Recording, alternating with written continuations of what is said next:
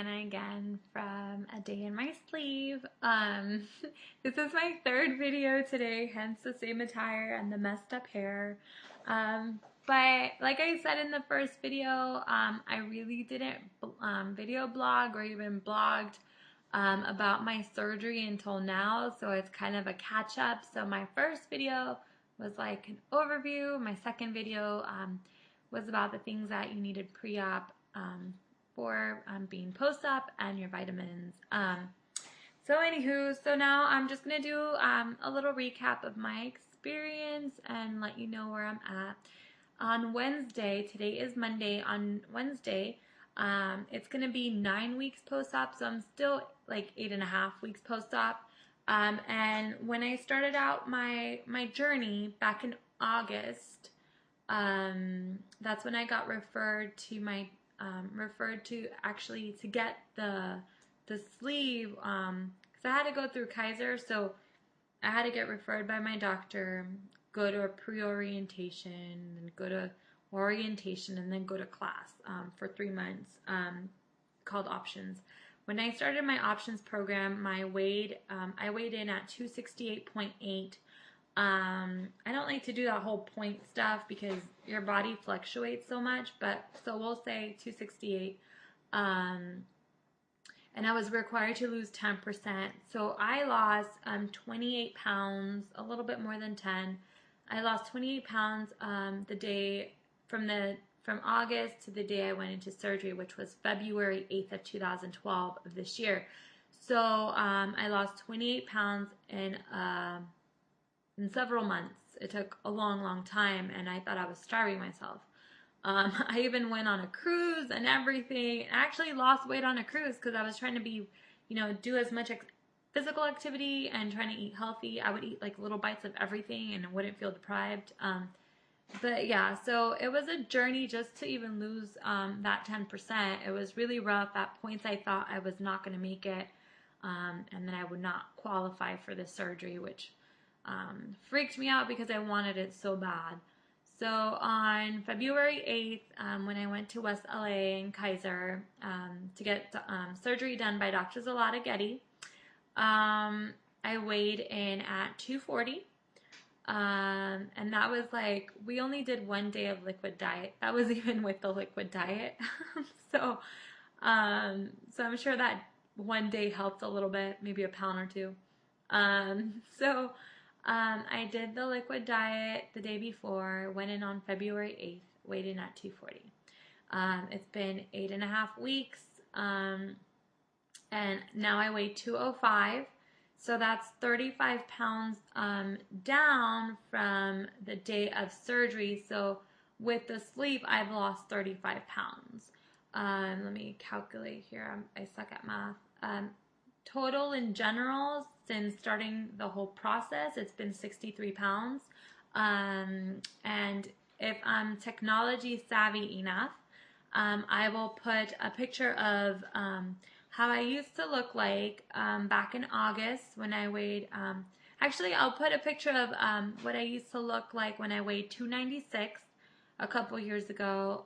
If you saw my first video blog, I explained I was a little heavier and lost some weight naturally, and then got sick and gained some, and then it came to 268. So I'll just put a little, I'll try to, I don't know if it'll happen because I don't know how smart I am when it comes to electronics and technology. If not, I'll ask my boyfriend. But if I can figure it out on my own, I'll put like a little montage, and then I'll put a picture of now, which is still in the overweight range, but not like what I used to be. So now I weigh 205. Like a month after surgery, I started seeing a personal trainer, and she was really good. But I was taking in, and everybody's different, I was taking in so many little calories. I was doing about like 300, 500 max, but steering more towards like 300, 400, and working out with a trainer. And nursing. I'm a nurse, so that's like a workout on its own. So it wasn't enough calories, so I started feeling really, really, really extremely fatigued. So fatigued that all I did was sleep, sleep, sleep. And I'm single. I have no kids. I have no excuse except that my body was just run down. It's like a car without gas. So, after talking to my nutritionist and my doctor, we increased my caloric intake. Plus, your stomach starts to not be so swollen, so you're able to eat more. So now I eat 3 ounces, 4 ounces of like more like 2 to 3 ounces of a dense protein. But if I fit in a veggie, I can put like an ounce of veggies. Like today I had 2.5 ounces of tilapia, which goes down perfect, and an ounce of green beans. That's what I just recently had. So it's between like 3 to 4 ounces. And that doesn't make me feel grossly sick. I can probably have 4 ounces, but I'm gonna wanna hurl, and that's happened. I haven't physically vomited. Well, maybe I have, but it's more like the slime that we get. It's like a frothy thing. I don't know how to explain it, but it's this frothy thing that just comes up, and some people say stick your finger down your throat and throw it up, but I'm like a baby when it comes to throwing up. I start crying, so I rather not. I rather like man it up and tough it out and be grossed out and feel uncomfortable. I'm sure if I threw it up, I would feel a lot better, but I started crying like an idiot. So it's happened to me several times, and it's usually when I eat too fast or I eat too much. When I especially if it's in a group, I see everybody eating and I want to join in. But now I know that I physically can't do that. So it's been a lot better. It happened to me with chicken, and it happened to me with bananas, and it happened to me when I was eating stuff I was not supposed to eat. That's how I think you learn with the slave, is with the restrictions. Your belly is going to tell you if you went overboard or anything like that. So you will definitely feel it, and you will pay for it, because I know I have. And also, I can't do spicy foods anymore. Even regular pepper makes my stomach burn. I don't like it. But I have a coworker who also had the sleeve, and she does spicy stuff, and she can handle it. And she's only a month post-op, like, ahead of me, and like her stomach, she can handle it. But I can't. So everybody's different. I can't handle bananas at all. I just don't like them anymore. I had an episode with them, and I'm afraid to try them out. My nutritionist says I should give it a try again, but maybe in the near future. I was just a little traumatized.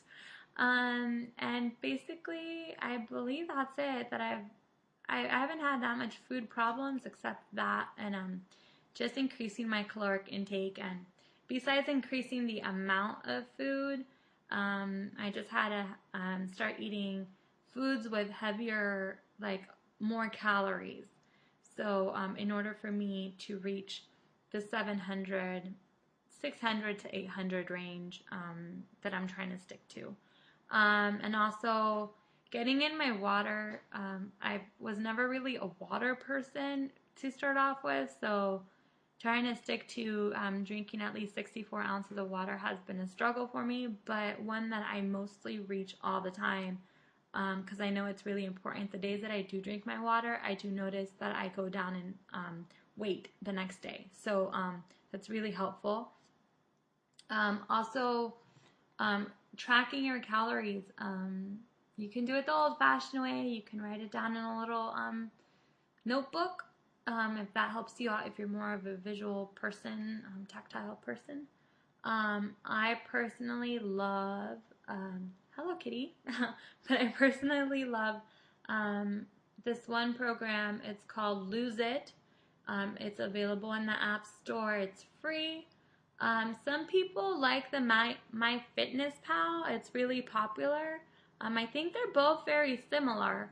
But I just been sticking to Lose It. I think I'm gonna try the MyFitnessPal because my sister's on that one. And it's kind of nice to have a support system. And I know some of the girls from Vertical Sleeve Talk are on that as well.